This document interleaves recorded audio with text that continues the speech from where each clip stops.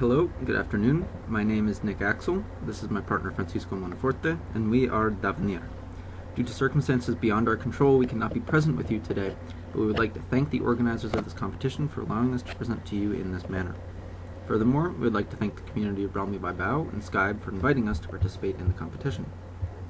Scarcity is both a real and imagined thing. We are not in times like World War II, where there was an actual scarcity of material goods. What we feel is most scarce in the built environment is belief.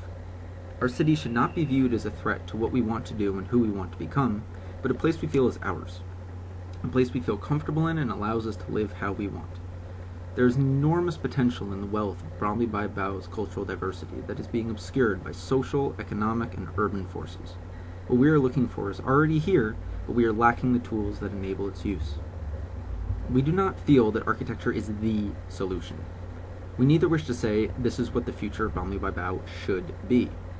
That said, the future is only possible by a process of evolution, and this means that the future can only start if this process starts now. We want to use architecture as something that can be rapidly developed and widely dispersed. Something simple, tactical, quotidian, available, and incomplete.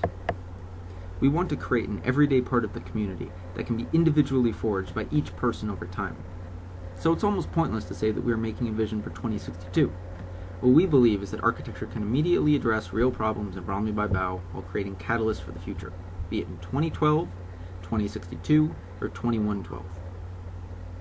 We seek to complement our architecture with a series of urban interventions that can further address the complexity of Bromley by Bow.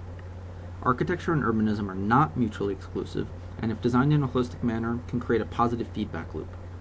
Ultimately, we seek to develop an urban environment that can have what we want it to have, do what we want it to do, and be what we want it to be. Architecture is a tool to discover what these goals are. At this point, we would like to present the genesis of our approach, a project entitled The Engagements of Food. Here, we sought to re-engage a sense of the commons in depressed communities of Guimarães, Portugal, and Barcelona, Spain, by utilizing the notion of a communitarian oven, something traditional to both places, combined with a series of workshops that address various aspects of food and the way it influences our experience of the city.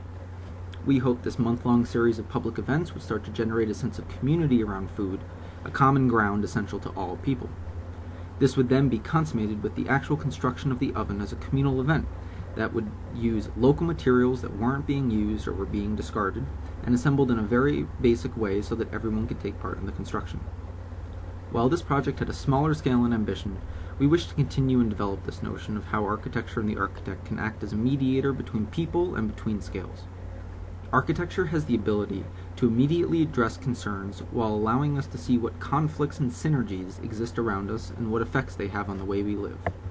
We feel that our greatest strength as architects is not to be able to give answers, but to enable the right questions to be asked.